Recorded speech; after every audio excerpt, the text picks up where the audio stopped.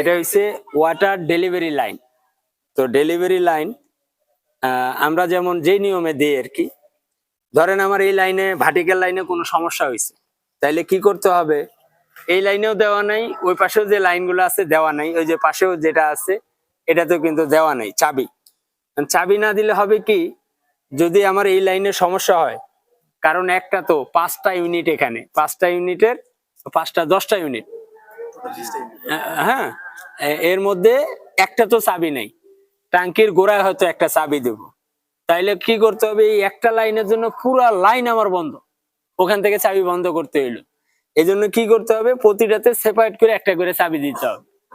এটার সমস্যা, আমি এই চাবি বন্ধ করব, বাকি 9টা আমার চলতেই থাকবে, কেউ যেন বুঝতে না পারে এই এক লাইনে আমি কাজ করব।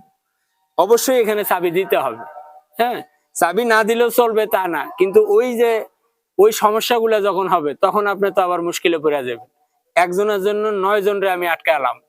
হ্যাঁ, তো এই ব্যাপারগুলো খেয়াল করতে হবে। আল্লাহ হাফিজ।